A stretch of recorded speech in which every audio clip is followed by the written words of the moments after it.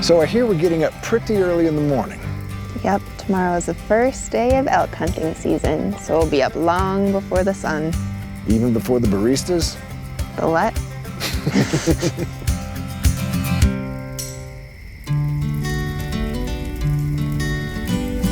So why do you hunt? Well, first and foremost, for the meat. Last year, I supplemented most of my meals with an elk I harvested not too far from here. I really like to show my kids where their food comes from. It doesn't just come from a package in the store. But second, for conservation. I know it sounds counterintuitive, but hunting actually keeps populations in balance with their habitat. But it's just more about being out in nature and knowing that I'm helping all of Colorado's wildlife, even if I am just elk hunting. What do you do with the meat? I usually have it processed at a processing center, and they return it to me a few weeks later in sausages, hamburger, steaks. We can do jerky. Is the meat good? Is it healthy? Oh, it's delicious. The first thing you need to know about hunting is just how early the day starts. It's real early. I don't need a cup of coffee. I need a whole pot. Morning. Morning. Where are we going? We're going to a state wildlife area. Awesome.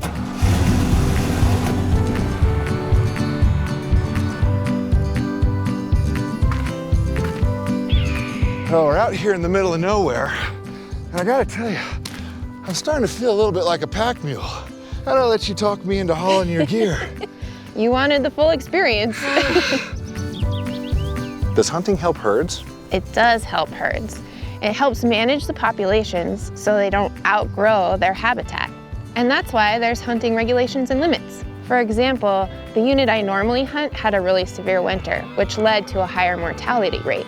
So the biologists reduced the amount of licenses in that unit so the herd could recover. Whenever I see wildlife, it's running away from me. Am I scaring them? Well, animals run away from things that they're not used to. But that beard of yours might scare them.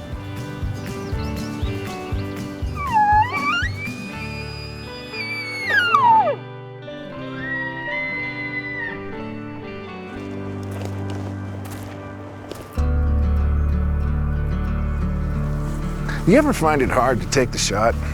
You know, pull the trigger? It's not easy.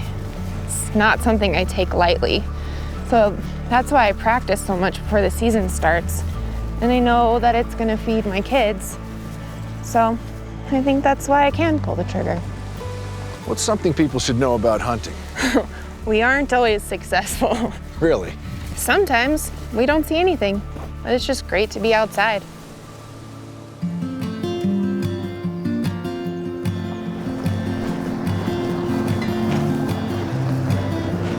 Hi there. Hey, looks like you found us today. I sure did. It wasn't too hard. You're wearing blaze orange. Thank you for being safe hunters. So have you seen any movement today? You know, I haven't seen much. Have you seen anything? Yeah, we heard a bunch of bugles this morning. That's awesome. It is that time of year for it. And so we are actively monitoring and surveying wildlife populations and their habitats. We have a variety of tools to do that. You know, I've been hearing a lot about how hunting benefits wildlife. How so?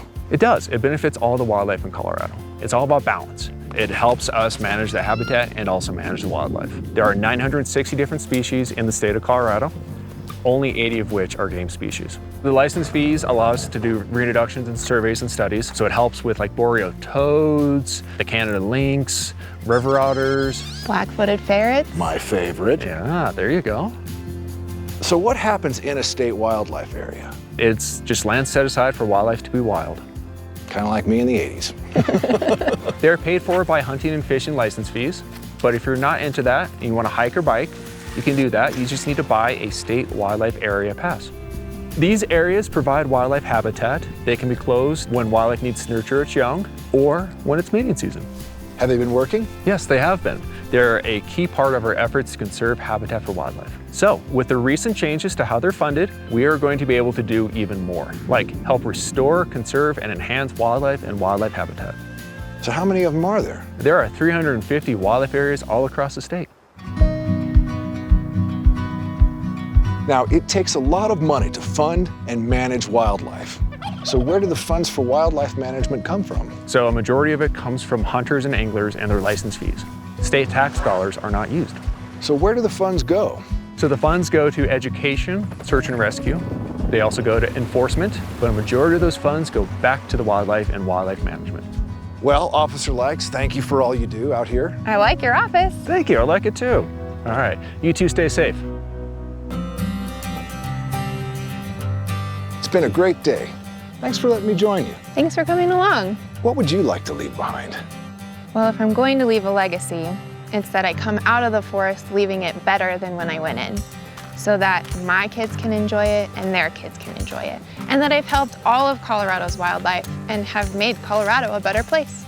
We're all connected. I love Colorado. Well, I was hoping you'd leave some of that elk jerky behind. To the Colorado wildlife.